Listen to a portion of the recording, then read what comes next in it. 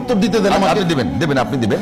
আমি শুধু একটা কথাই শুধু জানবার জন্য বলি যে ধরেন একজন মানুষ অবুঝ বা তার ধর্মীয় জ্ঞান ওই পর্যায়ে নাই, তার শিক্ষা ওই পর্যায়ে নাই, তিনি যদি আমার আল্লাহ এবং আল্লাহ রসুলকে নিয়ে কোনো কটূক্তি করেই থাকেন, সাপোজ আপনাকে নিয়ে অনেকে কটূক্তি করতে পারে, অবশ্যই মানে আল্লাহ এবং আল্লাহ রসুলকে কটূক্তি করেই থাকেন, আমার আল্লাহ বুঝাতে হবে, না তাকে বুঝাতে হবে আমার আল্লাহ আল্লাহ রসুলের সম্মান তো এত ঠুনকো নয় যে এত একজন সাধারণ একজন মানুষ অবুঝ মানুষ একটা সমালোচনা করলো তাকে নিয়ে আমাদের বিক্ষুব্ধ হতে হবে।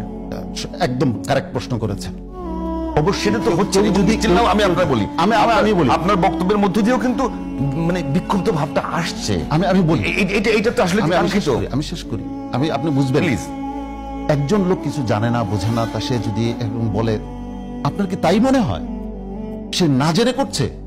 সূরা নাসের এই বিষয়টা সে বলছে না জেনে বলছে, সে পরিকল্পিতভাবে মনে হয়েছে যে তার এই সম্পর্কে কোনো জ্ঞানই নেই। নো, আমার কাছে মনে হয়েছে, আপনার কাছে এটা মনে হচ্ছে, কিন্তু আমরা একটা মানুষ এখন কি আপনার কাছে মনে হয় যে সূরার বাংলা অর্থ এটা গুগলে দিলে পাওয়া যায়, যে কোনো জায়গাতে পাওয়া যায়, তো ওইটার যে অর্থ উনি যে মিন করছেন তার মানে তার মতো এটা সে অর্থ মিন করছেন না, এটাকে সে পরিহাস করছে। আপনি এটা বুঝেন না কেন?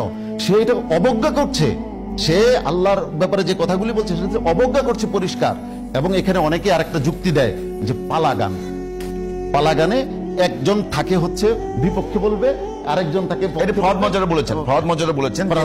এইবার আমি আসি, আপনার আমার স্ত্রীর চরিত্র নিয়ে যদি পালাগানের আসরে ই করা হয় যে সেই স্ত্রী সতী নাকি অসতী, আপনি আমি মানবো?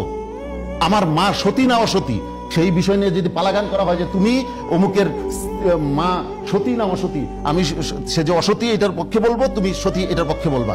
ওরা যে ক্যাম্পেইন আমি শেষ করি, আপনি পজিটিভ ক্যাম্পেইন করেন না, আমি ওই জায়গায়, আপনি আসল জায়গায় আসেন। আমার মাকে নিয়ে করলে, আপনার মাকে নিয়ে করলে আপনি কি সহ্য করবেন? না, মানবো না। মানবেন না। আপনার মাকে নিয়ে মরলে মানবেন না। আপনার স্বাধীনতা, আমাদের স্বাধীনতা, এটাকে আমাদের স্বাধীনতা সংগ্রাম, আসেন আমরা পালাগান করি। স্বাধীনতা সংগ্রাম এটা আমাদের জন্য ক্ষতিকর, আমাদের জন্য ভালো। পালাগান করলে মানবেন আপনি? তাহলে আপনার মা, আপনার স্বাধীনতা, আপনার শেখ মুজিবুর রহমান, আপনার জিয়াউর রহমান, তার চাইতে কি আমার আল্লাহ এবং আল্লাহর রাসূল ছোট হয়ে গেল যে তাকে নিয়ে পালাগানের আসর বসাতে হবে? একজন পক্ষে বলবে, আরেকজন বিপক্ষে বলবে? অবশ্যই না। এটা মানুষের ইমোশনকে আহত করে। আসছেন